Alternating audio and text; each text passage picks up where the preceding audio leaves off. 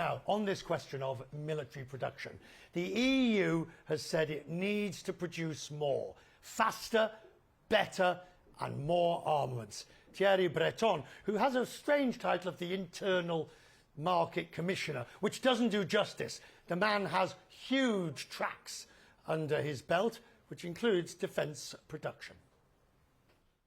There's a very big consensus now here in Europe that we need to take our destiny into our hands. In other words, we can do everything in Europe in terms of defence industry. We can do hypersonic missiles, aircraft carriers, nuclear submarines, everything. But the question is to do it faster and together.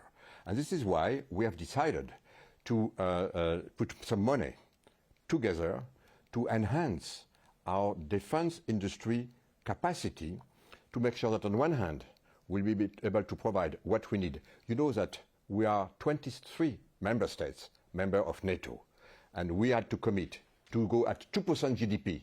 So now we are not at 2%. When we will be at 2%, it's an additional 140 billion that we'll spend together. But what business is it of the EU in this respect? Surely this is a NATO matter and a national sovereignty matter. Why are you wanting to get involved? But we are NATO. We are the biggest pillar of NATO. We are 23 member states, member of NATO. So we are NATO. So the stronger we will be, the stronger will be NATO, of course. And the second point is that, as you mentioned in your previous question, absolutely, we need to make sure that we can increase drastically our capacity to produce also what Ukraine is needed to fight back this terrible aggression from Putin in Ukraine. In the US, there will be an election in November, and if one of the candidates wins, Donald Trump, you will find yourself under some very intense pressure in terms of European defence spending, whether it be NATO or EU.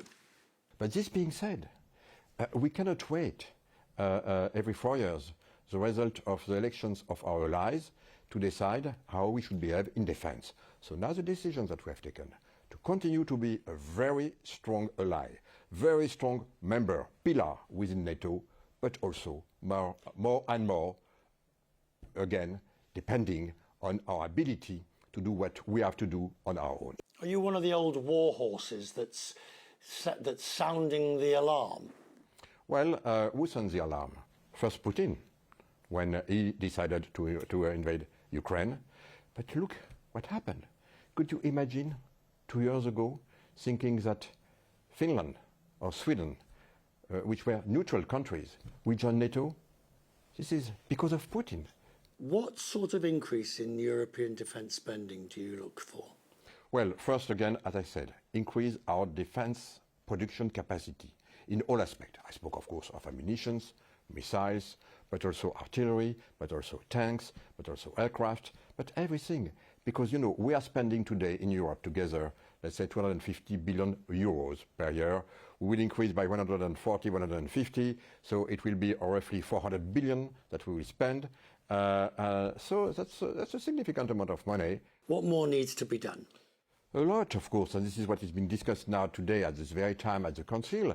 But you know, we already spent 26 billion euros, and it's more than in dollars, of course, for military equipment, and we will add this year an additional 21 billion. So, in other words, already with these two packages, it's more than the United States spend to defend Ukraine in defense equipment. So we are doing our part of the job, and yes, we continue to increase our spending. And look, when we speak about 50 billion euros, it's a lot of money, of course. But regarding our budget, I mean, it's really not too much, because we know very well that what happened in Ukraine is, of course, to protect Ukraine against this aggression, but we are protecting also our democracies, our values, and Europe.